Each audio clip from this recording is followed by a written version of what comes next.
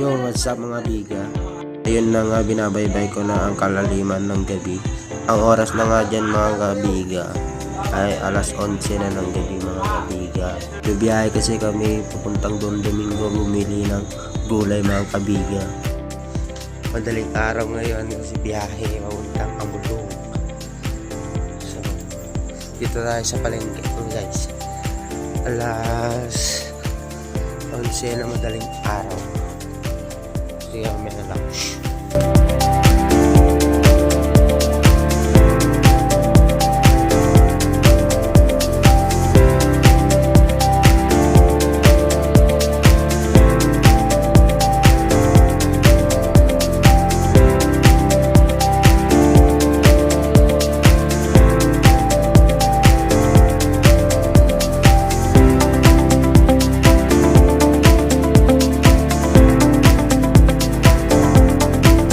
Mga kabiga, kung mapapansin nyo, binabaybay po namin ang pinakamahabang bridge dito sa amin.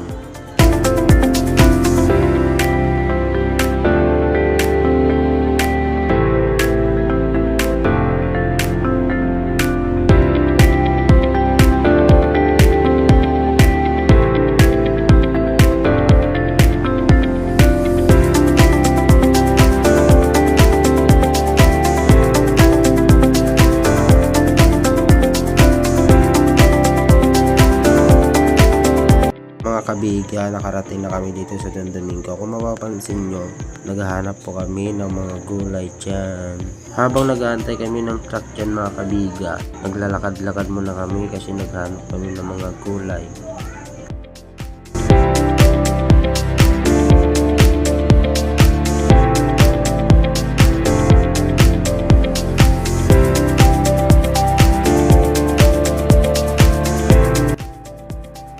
So dyan nga mga kabiga, may napansin kami mga kamatis na nakatambak. Kapitan po namin yung kamatis dyan mga kabiga para pumili kami ng mga gandang kamatis.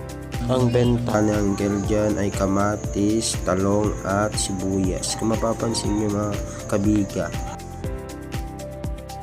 yan kung mapapansin nyo mga kabiga, pumili yung mama ko dyan ng kamatis na magaganda.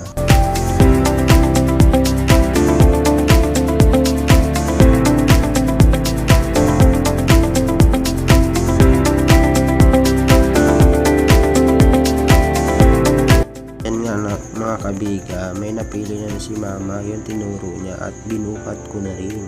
Nilagay ko muna sa gilid, tapos pinapili niya pa ako ng isa dyan mga kabiga. Yun, may napili na ako at binuhat ko ulit, nilagay ko sa may gilid. Yan nga mga kabiga, meron na po yung truck dyan mga kabiga. Ngayon mga kabiga, nakipag-agawan na po ako ng karga dyan mga kabiga kasi baka maubusan kami ng karga. Mga kabiga, diretso karga na ako dyan mga kabiga.